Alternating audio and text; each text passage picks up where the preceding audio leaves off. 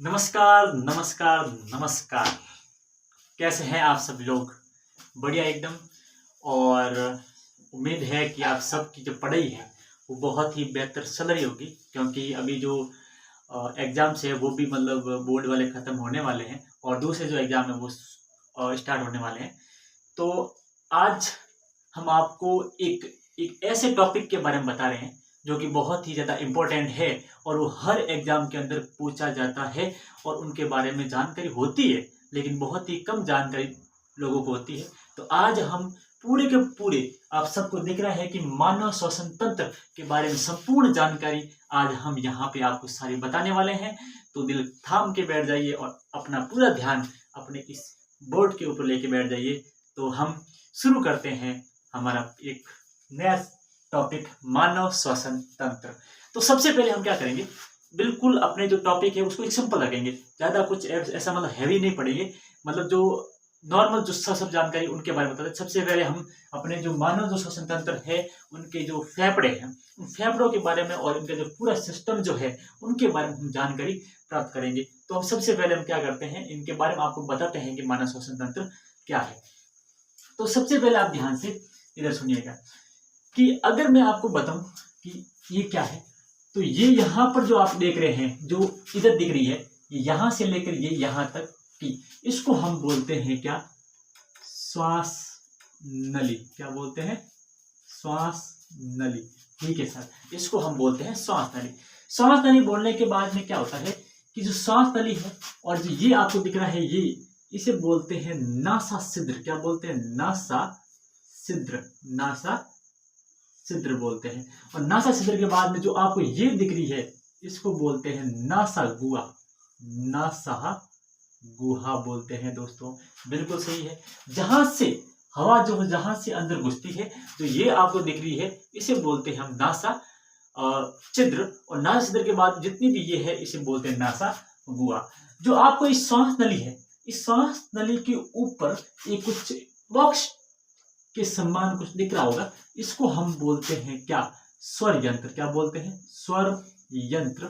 और ये स्वर यंत्र जो होता है, जस्ट जो हमारी श्वास नली है, उस श्वास नली के ऊपर ही पाया जाता है। ठीक है सर। श्वास नली जो है वो आगे आती रहती है और आगे जाकर जो अपनी वक्त से कशेरुक है, हमने मतलब अपना जो एक पहले मतलब बता रखा है कि एक चैप्टर बनाया था जिसमें मतलब हमने मानव कंकाल के बारे में बताया, और पीछे जो रीढ़ की हड्डियां हैं वो हमने बता रखी है कि 26 होती है, लेकिन वो भी मतलब अलग अलग भागों के अंदर टूटी होती है। तो सबसे पहले जो हमारे यहाँ का है, जो यहाँ से लेकर यहाँ तक, इसे बोलते हैं वक्ष से कशेरुक। मतलब पीछे होती है वक्ष से कशेरुक, मतलब रीढ़ की हड्डी, जहां पर ये पांचवी होती है। कहां पर? कौन सी वक्ष से कशेरुक? वक्ष्य कशेरुक। वक्ष्य कशेरुक कौन सी? पांचवी वक्ष्य कशेरुक होती है। वहां पे जाकर जो ये अपनी श्वास नली है वो दो भागों के अंदर टूट जाती है सर। ठीक है सर, ये श्वास नली है जो दो भागों में टूट गई, और दो भागों में टूटने के बाद आपको यहां से दिख रहा होगा कि जो दो भाग बने, इसको हम बोलते हैं सर क्या, श्वसनी। क्या बोलते हैं? श्वसनी। ठीक है सर, एकदम समझ में आ गया। जो श्वास नली है वो जो टूट जाती है, कहां पर? पांचवी कशेरुक जो होती है वहां पर दो भागों के अंदर बढ़ जाती है, उसको हम बोलते हैं श्वसनी। मतलब ये भी श्वसनी है और ये भी क्या है, श्वसनी है। ठीक है सर। अब श्वसनी भी आगे जाकर क्या होगी, दो भागों के अंदर टूट गई है, तो दो भागों में टूटने वाली इसको हम बोलते हैं श्वसनिका। क्या बोलते हैं? श्वसनिका। ठीक है सर, अब मुझे समझ में आ गया कि अगर श्वसनी टूट जाती है, श्वसनी दो भागों में बट जाती है, तो इसको हम बोलते हैं श्वसनिका। ठीक है सर, मतलब श्वसनिका भी आगे जाती है, ये आपने बोला कि श्वसनिका है, और श्वसनिका आगे जाकर और दो भागों में टूटती है, वो भी और दो भागों में टूटती है, वो भी आगे आगे दो तीन आगे भागों में टूटती है। और टूटने के बाद में हम सबसे जो आखिर में जो है, इनको हम बोलेंगे क्या, अंतस्थ। अंतः श्वसनिका। क्या बोलते हैं? अंतः श्वसनिका बोलते हैं, सबसे आखिर में होती है। और सबसे आखिर के अंदर आपको एक गुब्बारे नुमा संरचना दिख रही होगी। कैसी संरचना? यहाँ पर भी दिख रही है, सभी की सभी जो आपको दिख रही है, सारी की सारी जो गुब्बारे नुमा संरचना है, इनको हम बोलते हैं क्या सर, कुपिका। क्या बोलते हैं? कुपिका। ध्यान रखना भाई, इसको क्या बोलते हैं? गुब्बारे नुमा संरचना को कुपिका बोलते हैं। सबसे इंटरेस्टिंग फैक्ट क्या है आपको पता है? इसमें सबसे इंटरेस्टिंग फैक्ट है कि जो इस पूरा का पूरा जो श्वसन तंत्र है, ये पूरा का पूरा श्वसन तंत्र हम क्या करते हैं, जब भी गैसों का जो आदान प्रदान होता है, हमारे शरीर में जितनी भी ऑक्सीजन जो है हम बाहर से अंदर लेते हैं और अंदर वाले जितनी भी शरीर बनने वाले जो कार्बन डाइऑक्साइड को बाहर निकालते हैं, वो सारा का सारा जो आदान प्रदान होता है वो इसी से होता है। मतलब इसका जो मतलब क्या है, इसका महत्व क्या है, मैं यहाँ पे लिखता हूँ कि मतलब क्या मतलब इसका, इसमें क्या होता है, गैसों का आदान प्रदान। क्या होता है, गैसों का आदान प्रदान। मतलब गैस जो होती है वो जिसका काम नहीं है वो जाती है बाहर, और जिसका काम है वो जाती है अंदर की तरफ। इसके अलावा मैं आपको बता दूं कि जो हमारे शरीर में, अभी मैंने बताया कि हमारे जो फेफड़े होते हैं उसके अंदर होती है कुप्पिका। क्या होती है, कुप्पिका। वो आपको ये जानकर आश्चर्य होगा कि पूरे के पूरे जो 2 फेफड़े हैं, कितने फेफड़े हैं, सब 2 फेफड़े। एक तो आपको दिख रहा है इधर वाला, जिसको हम बोलते हैं कौन सा फेफड़ा, दायां। कौन सा फेफड़ा है भाई, दायां फेफड़ा, दायां फेफड़ा। और इधर वाला जो है उसको बोलते हैं हम बायां फेफड़ा। ठीक है सर, इतना मुझे समझ में आ गया कि जो फेफड़े होते हैं वो कितने होते हैं, 2 होते हैं। कितने होते हैं, 2 होते हैं फेफड़े। इधर वाला जो है वो है दायां फेफड़ा, उधर वाला जो है वो बायां फेफड़ा।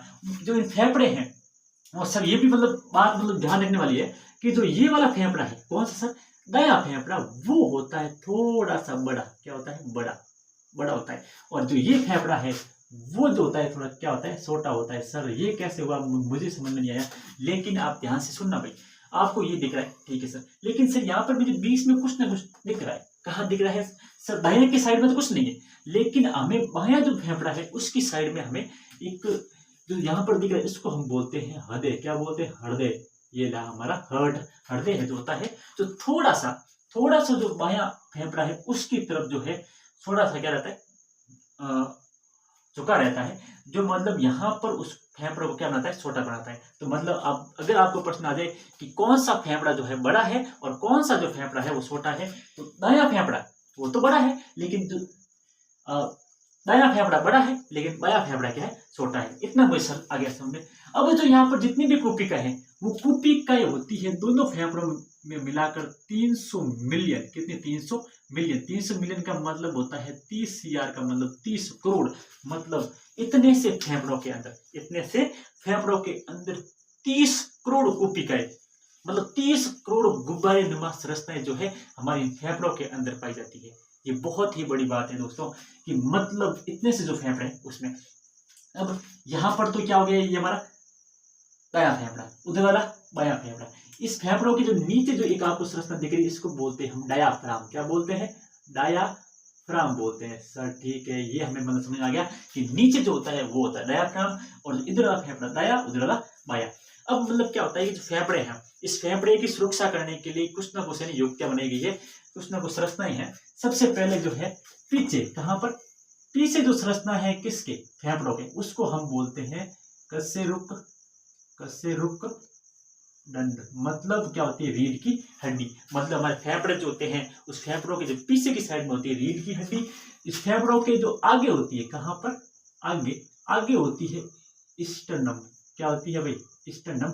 इस फेफड़े जो होते हैं यहाँ पर स्टर्नम है, पीछे रीढ़ की हड्डी है, और जो साइड में जो होती है वो होती है पसलियां। मतलब जो पार्श्व भाग है, कौन सा भाग फेफड़ों का, पार्श्व भाग, उस पार्श्व भाग में होती है पसलियां। क्या होती है दोस्तों, पसलियां। ठीक है सर, मतलब पीछे का सर्वदंड, आगे स्टर्नम, पार्श्व में पसलियां, और नीचे की साइड में होती है डायाफ्राम। क्या होता है, नीचे ना, नीचे क्या होता है, डायाफ्राम। ठीक है सर, मतलब ये सभी मिलकर क्या करते हैं, इस हमारे जो फेफड़े हैं उनको सुरक्षा प्रदान करने का काम करते हैं। मतलब फेफड़ों को किसी भी बाहरी आघात से सुरक्षित रखते हैं। पीछे की साइड में कशेरुकदंड, आगे की साइड में स्टर्नम, पार्श्व साइड में पसलियां, और नीचे की साइड में डायाफ्राम होता है। ठीक है, अब क्या होती है कि जो हमारा जो फेफड़े है वो भी क्या करते हैं कि 2 इनकी की लहरें होती है। कितनी लहर होती है, 2 लहरें होती है। कौन सी 2 स्तर होते हैं, सबसे जो बाहरी स्तर होता है उसको बोलते हैं पेराइटल, पेराइटर प्लूरल, प्लूरल मेम्ब्रेन। और इसका जो अंदर वाला जो भाग होता है उसको बोलते हैं प्लूरल मेम्ब्रेन। कौन सा, आंतरिक, आंतरिक प्लूरल मेम्ब्रेन। तो मतलब कितने थे? 2। एक तो होता है अपने फेफड़ों के 2 भागे, 2 जो स्तर होते हैं जो फेफड़ों की सुरक्षा करते हैं। सबसे जो बाहरी होता है उसको तो हम बोलते हैं पेराइटल, और जो पेराइटल के जो अंदर होता है उनको हम बोलते हैं जो आंतरिक जो है पेराइटल जो मेम्ब्रेन बोलते हैं। लेकिन इन दोनों के बीच में जो है कभी भी जो है वो फ्रिक्शन नहीं हो। फ्रिक्शन से बचाने के लिए, इन फेफड़ों को बचाने के लिए इनके बीच में एक फ्लूइड भरा होता है जिसको बोलते हैं प्लूरल फ्लूइड। क्या बोलते हैं? प्लूरल फ्लूइड बोलते हैं। प्लूरल फ्लूइड का मतलब होता है कि इन दोनों की जो होती है इनको फ्रिक्शन से बचाने के लिए इनके अंदर क्या भरा रहता है? प्लूरल फ्लूइड रहता है। तो इतनी हमने जानकारी प्राप्त की कि नीचे साइड में क्या ये सब समझ लिया। अब मैं वापस आता हूं यहाँ पर कि पूरा का पूरा यहाँ से लेकर ये है नासाछिद्र। नासाछिद्र के आगे होती है नासागुआ, आपको दिख रही है पूरी की पूरी। नासागुआ के बाद में हम कभी कभी ऐसा होता है कि मतलब हम अपना नाक बंद कर लेते हैं, या फिर मतलब कभी होता है कि जो सर्दी जुकाम आता है तो यहाँ पर जो है वो ऐसे नाक क्या हो जाता है? बंद हो जाता है। तो नाक बंद होने के बावजूद भी हम क्या करते हैं? श्वसन करते रहते हैं। हमारी श्वसन की रुकती नहीं है। तो वो कहाँ से होती है सर? नाक में से तो कोई आवाज जा नहीं रही है, तो कहाँ से जा रही है? वो जा रही है हमारे मुंह से। ये यहाँ हमारा मुंह है, इस मुंह से होते हुए हवा जो है यहाँ से हुई, और ये मार्ग दोनों क्या करते हैं? एक जगह पर मिल जाते हैं। सर आप यहाँ से सांस लोगे फिर भी यहाँ आएगी, और यहाँ से लोगे तब भी यहाँ आएगी। लेकिन दोनों में फर्क क्या है सर? मैं अपना नाक बंद कर दूं फिर नाक दिया ही क्यों? ऐसी मतलब जब गंभीर स्थिति हो जाए, जब नाक बंद हो जाए पूरी तरह से, तब हम क्या करते हैं? अपने मुंह से भी सांस लेके अपने आप को क्या रखते हैं? सर्वाइव करते हैं, जिंदा रखते हैं। लेकिन ये जो नाक से हम सांस लेते हैं, यहाँ पर छोटे छोटे रोम होते हैं और श्लेष्मा की वृत्ति होती है जो क्या करती है? बाहर से जो श्वसन आई, मतलब बाहर से जो हवा आई है, उन हवा को क्या करते हैं? साफ करने का काम करते हैं। क्योंकि हवा के अंदर बहुत ही छोटे छोटे कण होते हैं, उसको पूरा का पूरा साफ करके फिर उन फेफड़ों के अंदर भेजते हैं। लेकिन जो हम मुंह से सांस लेते हैं वो कभी भी जो है वो साफ नहीं होती है। वो जितनी भी इसमें जो कण होते हैं वो सारे के सारे यहाँ से जाकर फेफड़ों के अंदर प्रवेश करते हैं। तो मतलब इतना समझ में आ गया, नासागुआ है। नासागुआ के बाद जहां से श्वास नली स्टार्ट होती है उसको हम बोलते हैं, ऊपरी भाग में होता है स्वर यंत्र, और स्वर यंत्र जो होता है वो बना होता है हाइलिन कार्टिलेज से। कौन सा? हाइलिन कार्टिलेज मतलब हाइलिन कार्टिलेज होता है, उनसे ये स्वर तंत्र बनता है। 9 जो है कार्टिलेज होती है। कितनी कार्टिलेज होती है हमारे स्वर यंत्र में? 9 कार्टिलेज। उसके बाद में आपको दिख रहा होगा कि श्वास जो नली है, उस श्वास नली के ऊपर आपको कुछ ना कुछ यहाँ पर दिख रहे हैं। ये होते हैं हमारे सी आकार के सल्ले। कैसे?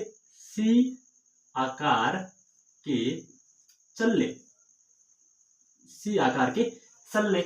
लेकिन अब मेरा भी ये मतलब क्वेश्चन है कि मतलब अगर किसी को पता है कि सी आकार के सल्ले ही क्यों होते हैं, तो आप हमारे कमेंट सेक्शन के अंदर लिख सकते हैं कि अगर ये सी आकार के सल्ले क्यों होते हैं। मैं बताऊं, ये हमारा जो पाइप है, मान लिया श्वसन नली वाला, और ये पाइप जस्ट उसके पीछे वाला कौन सा है? ग्रसिका का। अब ये दोनों पाइप जो होते हैं वो एक दूसरे से ऐसे चिपके होते हैं और जाते हैं। अब हम क्या करते हैं कि श्वसन नली को जब मतलब ऐसी कंडीशन आ जाए कि हमारे जो श्वसन नली है, श्वास नली है, उसके अंदर हवा होगी नहीं, अगर हवा नहीं होगी तो ये क्या कर देगी? पिचक जाएगी। और पिचक जाने के कारण क्या होती है? कभी कभी गंभीर स्थिति बन जाती है। तब क्या करते हैं? इनको पिचकने से बचाने के लिए, कभी वैसा हो सकता है कि हवा नहीं हो, तो पिचकने से बचाने के लिए क्या करते हैं? इनके ऊपर ऐसे सी आकार के सल्ले बने जाते हैं, और सी आकार के सल्ले क्या करते हैं? उनको पिचकने से बचाते हैं किसी भी मतलब स्थिति में। अब इसी आकार के सल्ले आपको यहाँ दिख रहे होंगे कि श्वास नली के ऊपर है, यहाँ पर दिख रहे होंगे कि श्वसनी के अंदर भी है, यहाँ पर श्वसनिका के अंदर भी है, यहाँ पर पीछे तक यहाँ पर क्या कर रहे हैं? जा रहे हैं। इसका मतलब सी आकार के सल्ले जो किससे बनते हैं? कार्टिलेज से। किससे बनते हैं? कार्टिलेज से। वो यहाँ से स्टार्ट होकर पूरे के पूरे जो है अंतिम तक क्या करते हैं? जाते हैं। मतलब यहाँ से छोटी छोटी सी मतलब जो है वहियां बनकर पीछे की साइड में गुब्बारे नुमा क्या बनती है? संरचना बनती है, और उनका नाम आप सबको पता है, कुपिका होता है।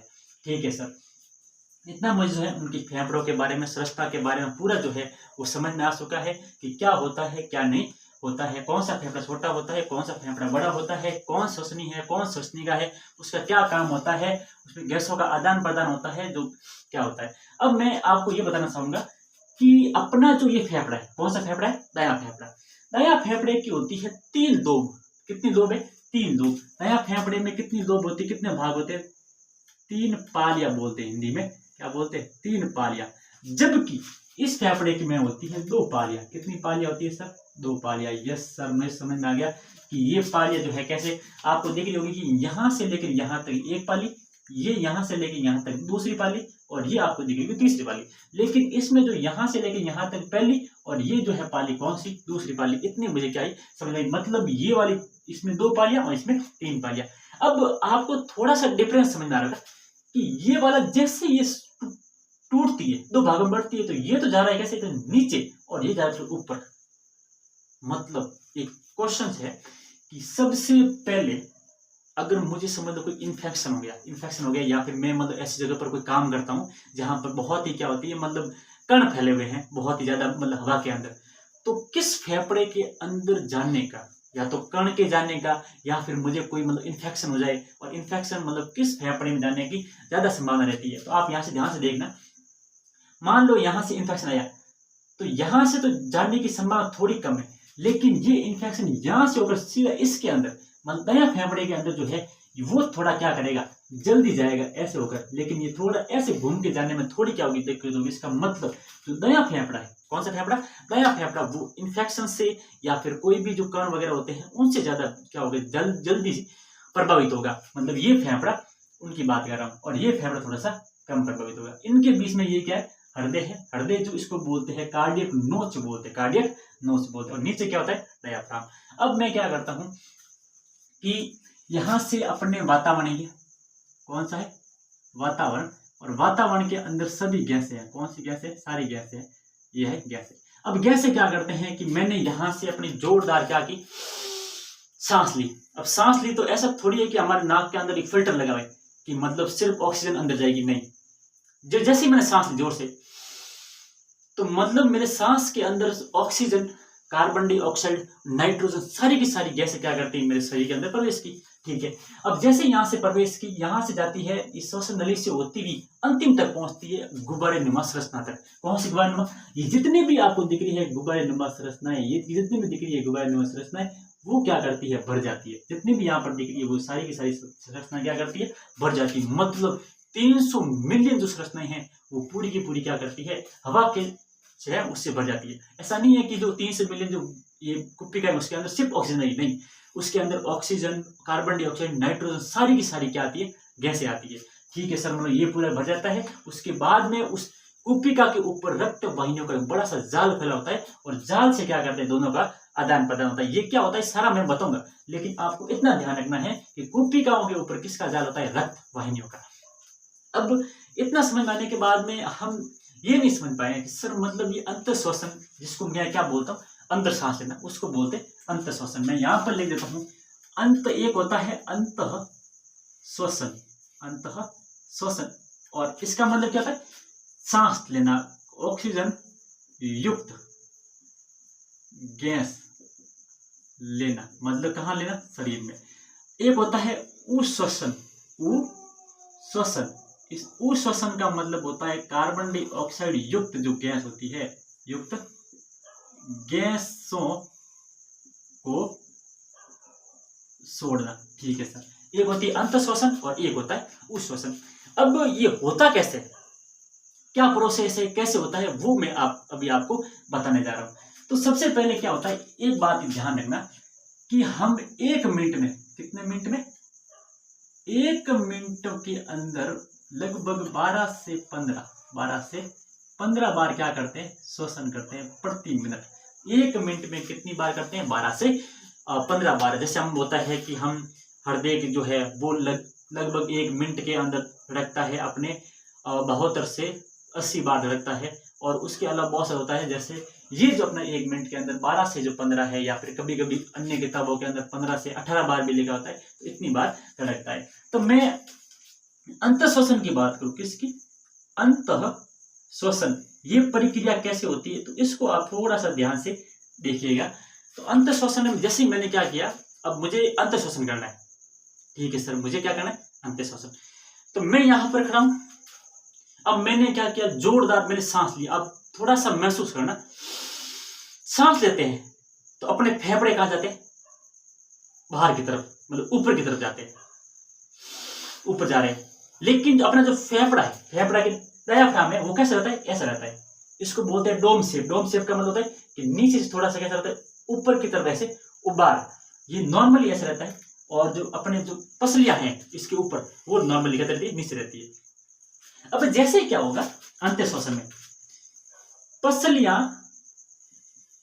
पसलियां जाएगी ऊपर। कहां जाएगी, ध्यान सुनिएगा, पसलियां जाती है ऊपर।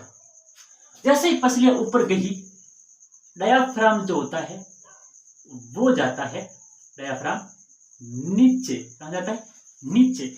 मेन इस पसलियों के अंदर बीच में जो होती है पेशियां होती है, वो पेशियां क्या करती है, इन पसलियों को पकड़ कर क्या करती है, ऊपर की तरफ खींचती है। ये पेशियों को जैसे ही पेशियों ने ऊपर खींचा, ऊपर खींचते ही क्या हो गया कि हमारा जो ये फेफड़ा है, मैं यहाँ पे खड़ा हूं, तो इधर से और पीछे से क्या हो गया, मतलब इस साइड से, इस वक्ष से जो कक्ष है उसका आयतन बढ़ गया। जैसे ही हमारा जो डायाफ्राम है वो पहले ऐसे था, जैसे क्या हो गया, नीचे हो गया, तो मतलब अब आयतन कहां बढ़ गया, ऊपर और नीचे। और जैसे ये हुआ, एक तो ऐसे आयतन बढ़ गया और एक ऐसे आयतन बढ़ गया, तो दोनों से क्या हुआ, जो वक्ष्य, कौन सा, वक्ष्य आयतन, वक्ष्य आयतन क्या हो गया, बढ़ गया, वक्ष्य आयतन बढ़ गया। और वक्ष्य आयतन बढ़ने से क्या हुआ, जैसे मेरे पास एक कमरा है, ठीक है, और उस कमरे के अंदर लोग बैठते थे 20, कितने लोग बैठते, 20 लोग। मान लो जितने भी 20 लोग हैं वो सारी की सारी क्या है, गैस है, क्या है, गैस है, 20 लोग गैस है। लेकिन अब मैंने क्या कर दिया, मेरे उस कमरे को मैंने क्या कर दिया, बड़ा कर दिया। पहले मेरा इतना कमरा था और उस कमरे को मैंने कर दिया बड़ा। अब बताओ जितने भी लोग हैं वो क्या करेंगे, आराम से घूम सकेंगे, हाँ आराम से घूम सकेंगे। उसी को ध्यान से देखना कि जितना भी ये जो कुपिका थी और कुपिका थी और ये जो आयतन था वो क्या हो गया, ज्यादा बड़ा हो गया। और बड़ा हो गया इसका मतलब है, होता है कि गैस थोड़ी क्या कर रही है, जो पहले कुपिका के ऊपर जितना प्रेशर लगा रही थी, अब वो प्रेशर क्या हो गया, कम हो गया। अब इस प्रेशर जैसी वक्ष आयतन बढ़ा तो दाब क्या हो गया, दाब क्या हो गया, अंदर की तरफ कम हो गया। और दाब जब कम हो जाता है तब आपको हमने एक नियम पढ़ा है विसरण का, मतलब जहां पर ज्यादा होती है वहां से कोई भी चीज कहां आती है, कम की तरफ आती है। तो मतलब बाहर की तरफ बहुत सारा जो है क्या है, गैस है वायुमंडल में, और वो गैस क्या करती है अंदर, मतलब जब हमारा दाब कम हो गया तो बाहर से बलपूर्वक क्या करती है, गैस हमारे फेफड़ों के अंदर प्रवेश करती है। और जैसे ही दाब कम हुआ तो क्या होता है, अंत शोषण हो जाता है। अंत शोषण का मतलब होती है जो गैस से जो होती है, गैस से फेफड़ों में प्रवेश करती है। कहां पर, फेफड़ों में प्रवेश करती है, मतलब अंदर की तरफ जो होता है वो दाब कम हो गया था, और दाब को बढ़ाने के लिए जो जितनी भी गैसें हैं वो बलपूर्वक हमारे शरीर के अंदर प्रवेश करती है। तो ये हमें अंत श्वसन वाला समझ में आ गया। अब ये ऊ श्वसन वाला क्या होता है उसको ध्यान से सुनना आप। मैं यहाँ पे आपको समझाता हूँ कि ऊ श्वसन क्या है। अब ऊ श्वसन का मतलब होता है कि कार्बन डाइऑक्साइड को क्या करना, बाहर निकालना। कहाँ निकालना, बाहर निकालना, ठीक है सर, कार्बन डाइऑक्साइड को बाहर निकालना। अब मैंने क्या किया कि पहले से जो हमारी जो पसलियां हैं वो ऊपर की तरफ आ रही है अंत श्वसन में, और जो हमारा जो डायाफ्राम है वो कहाँ गया भाई, नीचे की साइड में। अब वो जैसे डायाफ्राम वापस ऐसे डोम शेप बन जाएगा और जो ये वापस क्या आ जाएगी, नीचे आ जाएगी पसलियां, मतलब इसमें पसलियां, कौन, पसलियां आती है नीचे, ठीक है सर, पसलियां नीचे आती है, डायाफ्राम जाता है ऊपर की तरफ। डायाफ्राम कहां जाता है, ऊपर की तरफ, पसलियां वापस नीचे, डायाफ्राम वापस ऊपर। मतलब ऐसे था अभी और ऐसे डोम शेप हो गया और ये वापस नीचे आ गया। मतलब एक बार तो ऐसे आयतन कम हो गया और एक बार आयतन ऐसे कम हो गया। तो दोनों तरफ से आयतन कम होने से हम भी, मैं यहाँ पे लिखता हूं कि वक्ष जो आयतन है, वक्ष आयतन वो भी क्या हो गया भाई, कम हो गया। और वक्ष आयतन कम होने से मैं वापस वही उदाहरण लूंगा कि मतलब पहले हॉल बहुत बड़ा था और उसके अंदर 20 बच्चे आराम से घूम रहे थे, लेकिन अब क्या कर दिया, हॉल को और छोटा कर दिया, जितना था उस और छोटे कर, तो बच्चे क्या कर रहे हैं, बहुत ही मतलब उसके अंदर आ ही नहीं रहे, आ नहीं, मतलब क्या करेंगे, बहुत ज्यादा क्या होगी, भीड़ होगी। इसका मतलब जैसे आयतन कम हुआ, इसका मतलब गैसों ने क्या कर दिया, प्रेशर लगाना बहुत ज्यादा शुरू कर दिया। तो जैसे आयतन कम हुआ, आयतन कम होने से क्या हो गया, दाब ज्यादा लगने लगा। कहां पर, कुपिकाओं की वृत्ति पर, इस फेफड़ों के अंदर जो वृत्ति पर दाब क्या होगा, ज्यादा। और दाब ज्यादा होने से पता है कि जहां पर ज्यादा होता है वो वहां से कहा जाता है कम की तरफ। इसका मतलब अंदर दाब बहुत ज्यादा हो गया, वो यहाँ से गैस क्या करती है, बलपूर्वक बाहर की तरफ निकल जाती है। इसका मतलब दाब ज्यादा होने से गैस कहाँ निकलेगी, बाहर, गैस कहाँ जाएगी, बाहर निकल जाएगी, ठीक है सर। मतलब गैस से क्या निकल गई, बाहर निकल गई। और गैस से बाहर निकलने का मतलब जैसे मैं यहाँ खड़ा हूँ, छोड़ने का मतलब है कि वो श्वसन हो गया। और आप ध्यान से देखो, जब गैस छोड़ते हैं तो अपने फेफड़े जो होते हैं ऐसे अंदर की तरफ क्या करते हैं, पिचकते हैं। अंदर गया का मतलब क्या हो गया, पसलियां क्या करती है, वापस नीचे की तरफ जाती है, क्योंकि जो भी पसलियां है उसके अंदर जो पेशी है वो वापस क्या करती है, खींचती है और डायाफ्राम वापस ऐसे ऊपर की तरफ जाता है। तो अंदर से क्या हो गया, दाब बढ़ गया और गैस से क्या निकल गई बाहर। ये तो अपना उश्वसन, और ये हो गया अपना अंतःश्वसन। ये उश्वसन और अंतःश्वसन समझने के बाद अब आपको समझ में आ गया होगा कि कैसे जो गैस है वो अंदर और बाहर जाती है। उसके बाद में हम समझते हैं कि मैं पूरे के पूरे जो भाग है, मतलब मैं यहां से लेकर लास्ट तक उसको दो भागों में बांट सकता हूँ। कौन सा भाग है, पहला भाग है जो श्वसन तंत्र वाला है, श्वसन तंत्र। इसके पहले भाग को मैं बांट सकता हूँ, एक पहला है कंडक्टिंग, कौन सा, कंडक्टिंग जोन, और दूसरा है रेस्पिरेटरी जोन। सर ये क्या है, ध्यान सुनना। मान लो कि अपना एक, अगर आपको नहीं देख रहा तो मैं वापस लिख लेता हूं इधर। दो होता है, पहला है कंडक्टिंग जोन और एक होता है रेस्पिरेटरी जोन। ये क्या होता है, ध्यान सुनना।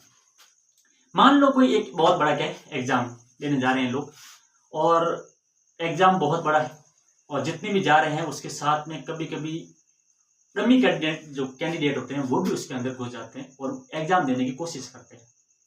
तो उनके साथ में उनके पेरेंट्स आए, कोई डमी मतलब कैंडिडेट वो भी आ गया, तो साथ में आते हैं और एग्जाम देने की कोशिश करते हैं। तब क्या होता है कि मतलब जब एग्जाम देने जाते हैं तो एग्जाम सेंटर की सबसे बाहर की तरफ पहले होती है चेकिंग होती है, जहां पर बड़े बड़े बाउंसर खड़े रहते हैं और उनको क्या करते हैं, ऐसे पूरा का पूरा चेक करते हैं। उसके बाद में आगे और जाते हैं तो वहां पर और चेक करते हैं, पूरा बायोमेट्रिक होता है, पूरा फोटो वोटो खींचते हैं, फिर सारा देखते हैं, फिर उसके अंदर बात भेजते हैं। तो यहाँ पर भी आप देखना क्या हो रहा है, ये हमारा नासा गुहा है, और नासा गुहा के अंदर क्या होते हैं भाई, छोटे छोटे से रोम होते हैं। क्या होते हैं, कैसे होते हैं, नाक में ऐसे होते हैं, रोम होते हैं। ठीक है सर, ये हमारे छोटे छोटे से रोम। अब ये छोटे छोटे जो रोम क्या करते हैं कि जो भी हवा के अंदर, मान लो मैंने ऐसे क्या किया, अंदर ली, और इस रोम के अंदर क्या करते हैं, हवा के अंदर छोटे छोटे जो कण होते हैं वो क्या करते हैं, फंस जाते हैं, और फंसने से क्या करते हैं, मतलब उस कणों को वहीं पर रोक देते हैं, और रोकने के बाद में जितनी भी स्वच्छ वायु है उसको क्या करते हैं, अंदर की तरफ भेजते हैं। अंदर की तरफ भेजते पूरा यहाँ से लेकर कहाँ भेजते हैं, पीछे की तरफ भेजते हैं। तो पीछे की तरफ मतलब यहाँ से लेकर यहाँ तक इसका कोई काम नहीं, सिर्फ क्या करना, कंडक्शन करना मतलब आगे तरफ भेजने की। तो यहाँ से लेकर यहाँ तक आता है तो कौन कौन से काम होते हैं, पहला होता है कि जो हवा होती है उसका टेम्परेचर अलग है, मतलब बाहरी गर्मियां हैं, और हवा जो बाहर की तरफ 47 डिग्री सेंटीग्रेड 48 डिग्री सेंटीग्रेड ऐसी है। अब उस ऐसी मतलब गर्म हवा को हमारा शरीर क्या झेल पाएगा, नहीं। तो उससे पहले क्या करते हैं, फेफड़ों तक आने से पहले इस हवा को हमारे शरीर का जितना भी टेम्परेचर उनके बराबर लाने की कोशिश करता है। कौन, ये अपना कंडक्टिंग जोन, यहाँ से लेकर पूरा का पूरा यहाँ तक, कुप्पिका से पहले तक ये करता है काम। दूसरा होता है इसका करता है ह्यूमिफिकेशन का मतलब उसको क्या बनाते हैं, मॉइस्चर बनाते हैं थोड़ी सी, ताकि वो भी आराम से क्या कर सके, जा सके। तीसरा है कि इसके अंदर जितने भी कण होते हैं उसको कभी क्या करते हैं, उनसे मुक्त करते हैं ताकि स्वच्छ वायु कहाँ जाए उनके अंदर। तो ये तो काम है किसका, कंडक्टिंग जोन का। लेकिन यहाँ पे आपको जो दिख रही है इनको बोलते हैं कुप्पिका। अभी मैंने बताया ये कितनी होती है, 300 मिलियन होती है। क्या काम है, कैसे करती है वो बताएंगे। लेकिन ये जो है इसमें क्या होता है, गैसों का आदान प्रदान क्या होता है, यहाँ से इनके ऊपर होती है रक्तवाहिनियां, क्या होती है, रक्तवाहिनियां। और रक्तवाहिनियां क्या करती है, कार्बन डाइऑक्साइड युक्त को रक्त लेके आती है, और वो कार्बन डाइऑक्साइड दे देते हैं कुप्पिका को, और कुप्पिका अपने अंदर से ऑक्सीजन दे देती है किसको, रक्तवाहिनियों को। जो यहाँ पर जो कंडक्शन का काम हो रहा है, एक दूसरे को देने का काम हो रहा है, तो इस जोन को बोलते हैं रेस्पिरेटरी जोन बोलते हैं, जहां पर वास्तव में क्या करते हैं, गैसें एक दूसरे पे आदान प्रदान की। गैसें यहाँ पर कोई आदान प्रदान हुआ क्या, नहीं हुआ। यहाँ पे हुआ क्या, नहीं हुआ। यहाँ पे नहीं हुआ, कहीं नहीं हुआ, सिर्फ और सिर्फ कुप्पिका में हुआ। इसलिए कुप्पिका वाले उस जोन को बोलते हैं अपने रेस्पिरेटरी जोन, जबकि बाकी वाले को बोलते हैं अपने कंडक्शन जोन। तो मतलब इस पूरे के पूरे अभी हमने क्या पढ़ा कि जितने भी श्वसन तंत्र है यहाँ से लेकर यहाँ तक पूरा का पूरा हमने जो इसकी संरचना है वो पढ़ी। उसके बाद में हमने अंतःश्वसन, उश्वसन कैसे होते हैं वो पढ़ा। उसके बाद में हमने श्वसन तंत्र के दो भाग देखे, एक तो है कंडक्शन जोन और एक होता है अपना रेस्पिरेटरी जोन। और उसके बाद में हम जितने भी जो काम होते हैं उनके बारे में अपनी पूरी जानकारी प्राप्त की थी। और उसके बाद में थोड़ा सा और बता दूं कि जो अपना श्वसन तंत्र है, उस श्वसन तंत्र, मान लो ये श्वसन तंत्र है, इसके इस भाग को बोलते हैं ग्लोटिस। क्या बोलते हैं? ग्लोटिस।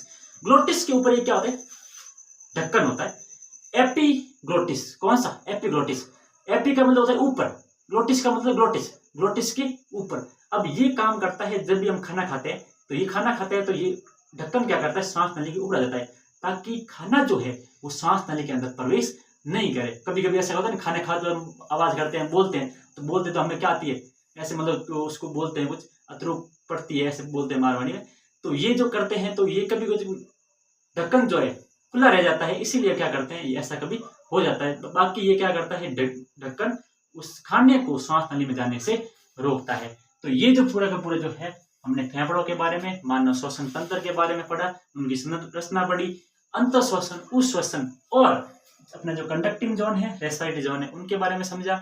और जितनी भी जो फेफड़े हैं, कहाँ होते हैं, उनकी सुरक्षा कैसे करते हैं, ये कहाँ क्या काम करते हैं, उन सब के बारे में। तो ये हमारा जो है मानव श्वसन तंत्र का पार्ट फर्स्ट था। और फर्स्ट के अंदर हमने सिर्फ और सिर्फ नॉर्मल सी जानकारी पढ़ी। अगर आप इनसे भी मतलब आप चाहते हैं कि इनसे भी मैं अच्छा जानूं इस हमारे मतलब मानव श्वसन तंत्र के बारे में, तो हमारा पार्ट सेकंड इसका आने वाला है। तो उनका थोड़ा सा वेट करना पड़ेगा आपको, और वो इनसे भी क्या होगा, बहुत ही ज़्यादा मज़ेदार होगा। और अगर आपको हमारा ये वीडियो पसंद आया है तो एक कमेंट, लाइक ज़रूर करके जाए, ताकि हमें भी एक मोटिवेशन मिले कि हम ऐसे वीडियो आपके लिए बनाते रहें और मेहनत करते रहें। तो इसी के साथ में जय हिंद, जय भारत।